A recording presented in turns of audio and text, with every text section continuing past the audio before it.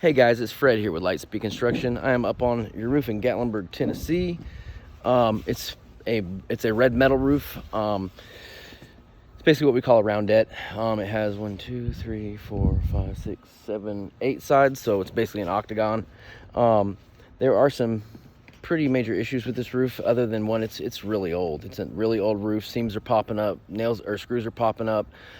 But it does have some other issues too. I'll flip the camera here and kind of show you what I'm talking about. Number one, none of these have any butyl tape on the edges of them, which is basically what keeps the water out of the edges. So basically any of these areas that are exposed right here, and really you should have it, this piece of metal is not going to keep the water out. Water can go underneath of it, so you should either have butyl tape under this piece of metal or under this piece, underneath the actual flashing kit itself.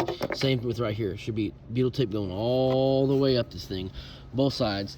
There's none. I did check it. I promise you there's none on there. The other thing is they ran these small pieces of metal, like one here. They ran a section here. They ran one over there, right here. I'm not sure why they did that. It's very odd. Let's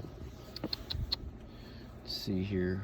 Okay, so yeah, this right here is basically a pipe boot, but this pipe boot is meant for a shingled roof, not an actual metal roof. A regular metal pipe boot is going to be round, just like a round piece of rubber or square piece of rubber. It's going to have a metal ring around it, all the way around, to where you put butyl tape underneath that metal piece, and then you screw about every inch, about every, one here, one here, one here, one here, all the way around it, and that butyl tape seals to the actual roof and creates a completely enclosed seal.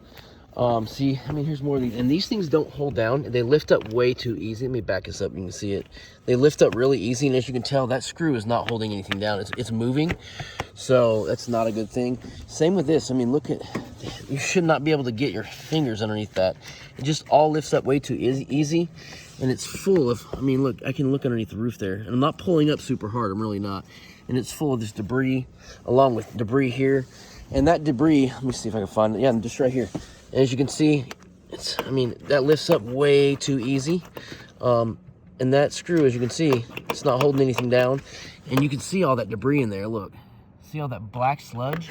That is actually gonna act like a sponge when it rains. It's gonna soak it up, and water's gonna go, up and over that rib, and water's gonna get out onto the roof. None of these seams have been caulked or have any butyl tape on them. Over here, this section right here looks like it's been replaced before. It's much newer than the rest of the roof. May have had some, a tree limb hit it in the past, or maybe a few panels blew off, something like that. The reason why I said maybe a tree limb, one, this section is pretty rough looking. You can kind of see how it's all banged up and dented. So that's definitely not a good thing.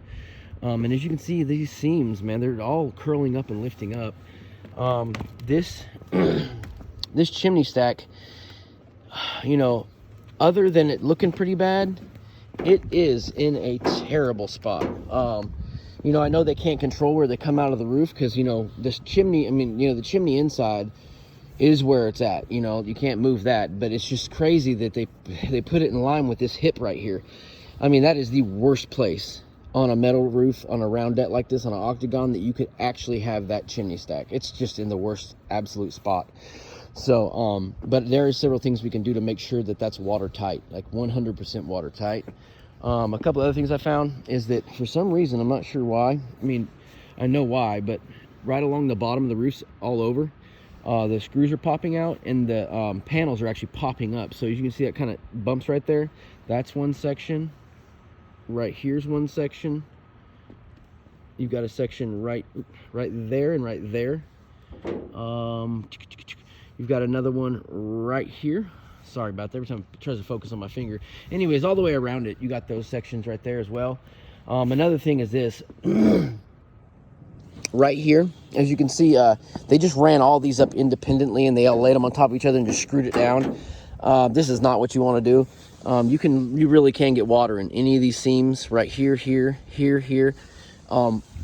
What we always do is we take one big piece of metal, a 4 foot sheet, cut it into a circle, and then hem the edge, and basically make one big round cap for the top of that. That way no water can ever get into that section.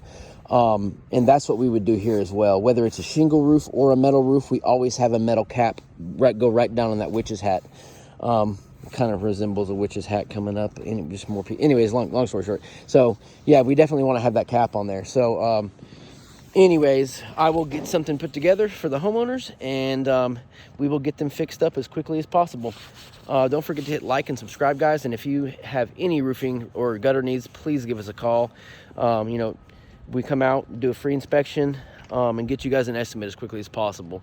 And our turnaround time on our jobs are very fast, so probably 2 or 3 times faster than our competitors. Anyways, guys, thanks, take care, and I'll talk to you soon. Bye.